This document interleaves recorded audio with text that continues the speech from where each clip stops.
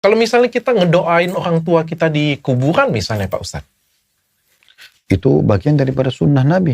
Boleh. Itu sudah Nabi Pak Ya. Ustadz. Makanya Nabi SAW dalam hadis Bukhari pernah mengantar jenazah sahabat, kemudian beliau mengatakan, is'alu li akhikum fa inna'ul ana yus'al.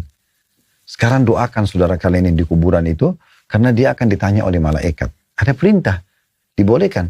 Kita kalau kuburan mendoakan mayit. Nabi SAW kalau lewat kuburan baca doa. Assalamualaikum ahlul kubur. Semoga keselamatan tercurahkan untuk penghuni kuburan.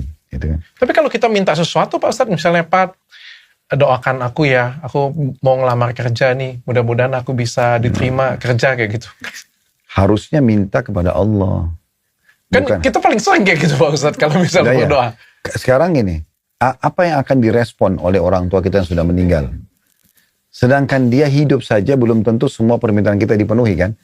Makanya Nabi Muhammad SAW ajarkan dalam bab doa, ya, minta kepada Tuhan kalian Allah, walaupun sampai kepada tali sendal kalian. Hal yang kecil pun minta sama Allah. Jangan nanti kita kalau sudah sakit kronis baru minta sembuh kepada Allah. Tapi minta dari hal yang kecil pun selalu mohon kepada Allah. Jadi kalau orang yang masih hidup gak ada masalah. Orang tua kita tolong doain, tolong bantu, kasih ide, oke. Tapi kalau sudah meninggal, Imam Nawawi rahimahullah, seorang ulama mengatakan begini. Saya heran dengan orang yang minta di kuburan, yang dia kultuskan. Sementara yang dalam kuburan itu adalah manusia seperti itu, tapi sudah jadi tulang belulang. Apa yang akan diberikan oleh tulang belulang itu kepada dia? Gitu kan? Tapi banyak orang kadang-kadang tidak mau paham masalah itu. Dia pikir ya sudahlah, pokoknya ini orang soleh harus diminta sesuatu pada kuburan tersebut. Lebih baik lagi, yang lebih tepat contohnya adalah kuburan Nabi Muhammad SAW. Nah, semua nabi-nabi dok itu dikubur di tempat mereka meninggal. Nah, kenapa Nabi Muhammad SAW ada kuburannya di dalam rumahnya Aisyah di Madinah? Nanti kalau dokter insya Allah ke Madinah satu waktu, di masjid Nabi itu ada rumah Nabi. Nah, itu rumahnya istri beliau namanya Aisyah. Beliau meninggal dikubur di situ. Kenapa dikubur di situ? Karena memang semua Nabi-Nabi dikubur di tempat mereka meninggal. Itu dulu. Dan setelah Nabi Muhammad SAW meninggal, ini kuburan beliau, ini ranjangnya Aisyah, istrinya.